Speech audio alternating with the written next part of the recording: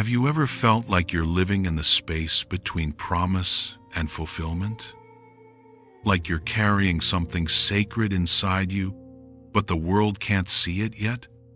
You're praying, you're believing, you're moving forward, but nothing looks the way you expected. The doors aren't opening, the breakthrough hasn't come, and quietly, in the hidden places of your heart, you're wondering if God forgot about you. But what if I told you that the very thing you're calling delay is actually divine preparation? What if the waiting isn't wasting you, it's shaping you? What if God hasn't forgotten your name? He's just engraving it on something bigger than you imagined. Today, I want to show you 5 undeniable signs that God is preparing you for something greater. Not someday, not eventually. Right now, in this very moment, even when it doesn't feel like it. And by the end of this message, you'll walk away with more than hope. You'll walk away with confirmation, because the God who began a good work in you is faithful to complete it. Let's begin. 1. God has strategically isolated you from crowds that would celebrate the old version of you. There's a reason why certain people can't reach you anymore. There's a reason why invitations stopped coming, why the group chats went silent, why the friends who used to fill your calendar suddenly feel distant. And I know it hurts, because loneliness feels like punishment when you don't understand its protection. But here's what heaven sees that you cannot. God is removing the voices that would affirm who you used to be, because He's calling out who you're becoming. Proverbs 13:20 declares, "Walk with the wise and become wise, for a companion of fools suffers harm." Some connections were seasonal. Some were only meant to carry you to a certain point. And when God is preparing you for elevation, He can't let you stay surrounded by people who only know your past. Think about Joseph. He had to be removed from his brothers before he could stand before Pharaoh. Removed from the familiarity of his father's house before he could govern a nation. His isolation wasn't rejection, it was realignment, because the anointing on his future was too weighty for the relationships of his past to carry. So if you find yourself in a season where you feel unknown, unseen, misunderstood, pay attention. God isn't punishing you, He's positioning you. The old crowd is fading not because you're losing favor, but because favor is shifting you into rooms you were never supposed to enter with them. The silence around you right now, that's God clearing frequency for His voice to become the loudest thing in your life. 2. You've experienced loss that felt devastating, but created capacity you didn't have before. Loss is one of God's most painful teachers. And when you're in the middle of it, when you're standing in the rubble of what used to be your life, it feels like cruelty. You lost the relationship you thought was forever, the job you poured your soul into, the dream you fought for, and now you're left holding pieces you don't know how to put back together. But Joel 2:25 promises, "I will restore to you the years the locusts have eaten." What God allows to be removed, He always replaces with something that fits the future He's building. The loss you're grieving right now, it wasn't meant to destroy you. It was meant to empty you. Because you can't pour new wine into old wineskins. You can't carry the fullness of what's coming if you're still clinging to what was never meant to stay. Look at Abraham. God asked him to leave everything familiar. His country, his people, his father's household. Genesis 12:1 says, "Go from your country, your people, and your father's household to the land I will show you." And Abraham went, not knowing where he was going. He lost security. He lost certainty. He lost the comfort of the known. But what he gained was a covenant that would birth nations. That's what loss does in the hands of a sovereign God. It's not subtraction, it's reformation. Every ending creates room for a beginning. Every closed door unlocks a pathway you couldn't have walked through while holding on to what you were never meant to keep. So don't despise what's been taken. Don't curse the season of letting go. Because God is creating space inside you for something immeasurably greater than what you lost. 3. You've developed an uncommon hunger for God's presence that didn't exist before. When God is preparing you for something greater, He doesn't just change your circumstances, He changes your appetite. You start craving things that used to bore you. Prayer becomes urgent, not routine. Worship becomes necessary, not optional. The Bible stops being something you read out of obligation and becomes the only thing that satisfies the ache inside you. Psalm 42:1 captures this perfectly. As the deer pants for streams of water, so my soul pants for you, my God. That desperation, that hunger that wakes you up at night, that pull toward His presence that you can't explain, that's not random, that's preparation. Because God never enlarges your capacity without first enlarging your desire. David understood this. Before he ever wore a crown, he tended sheep in forgotten fields. And in that wilderness, he learned to worship when no one was watching. He wrote psalms in the dark. He discovered that God's presence was better than any palace.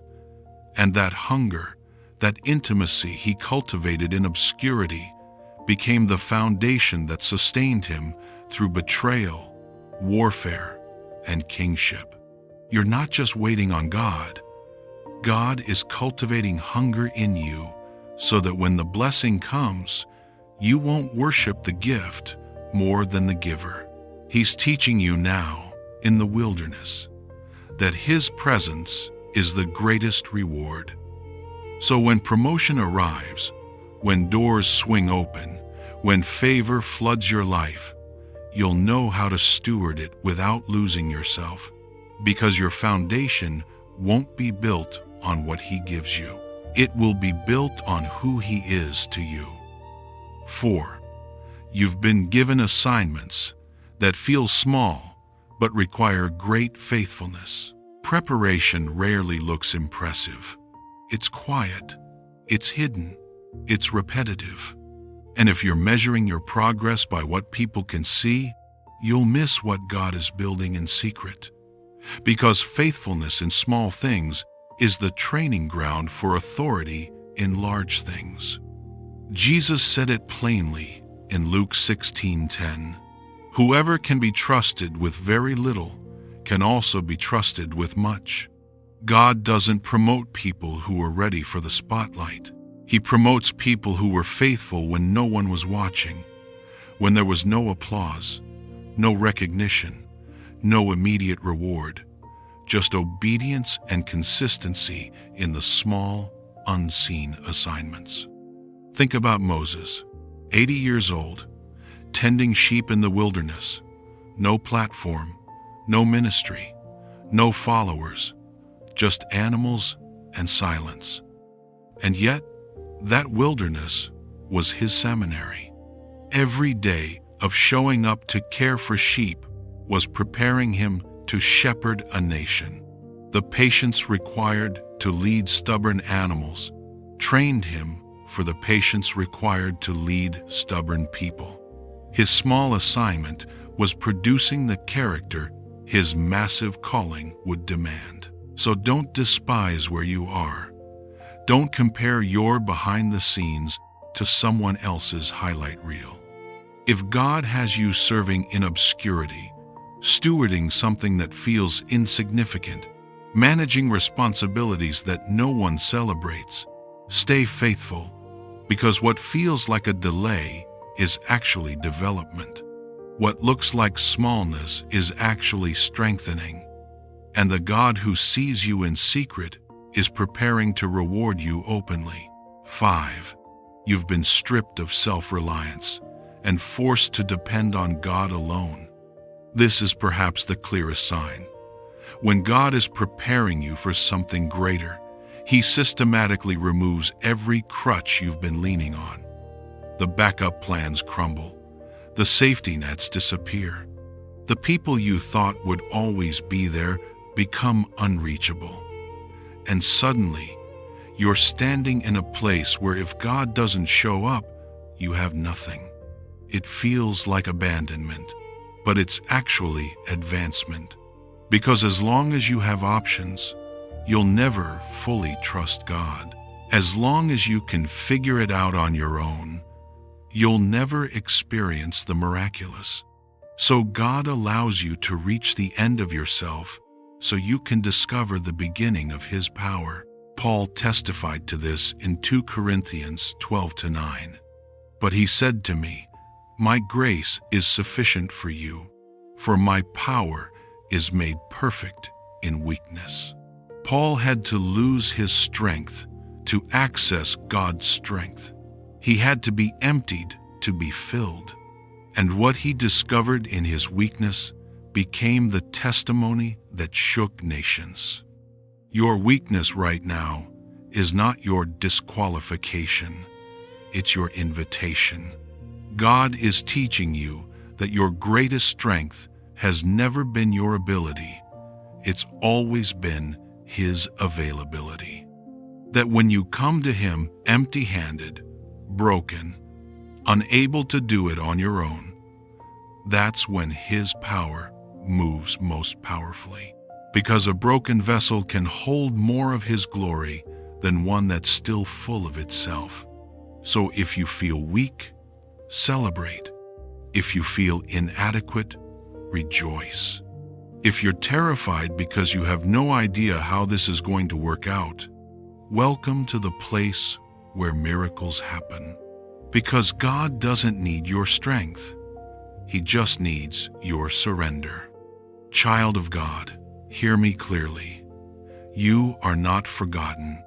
You are not overlooked. You are not stuck. You are being prepared. Every closed door has been divine protection. Every season of waiting has been sacred development. Every loss has created capacity. Every hunger has been intentional cultivation. Every small assignment has been strategic training. And every moment of weakness has been preparation for a demonstration of God's power. The isolation you've endured wasn't meant to break you. It was meant to break off every voice that would have talked you out of your destiny. The loss you've suffered wasn't meant to empty you. It was meant to create room for something greater than what you were holding. The hunger you feel wasn't meant to frustrate you. It was meant to anchor you in what truly matters before you're entrusted with more. The small assignments weren't meant to bore you. They were meant to build character that your calling will require. And the weakness you're experiencing wasn't meant to shame you. It was meant to position you for a miracle only God can perform. You are not behind schedule. You are right on time. Because in heaven's economy, preparation always precedes promotion. The womb season always comes before the birth. The wilderness always comes before the promised land. And the hidden years always produce what the public years will display. So let this be your declaration today. I am being prepared for something greater. Say it until your spirit believes it. Write it until your heart receives it. because the God who has been faithful to bring you this far will not abandon you now. He's not just taking you through something, He's taking you to something. And when the fullness of time comes, when the preparation is complete, when the doors finally open, you will step into a level of blessing, authority, and anointing that will make every season of waiting worth it.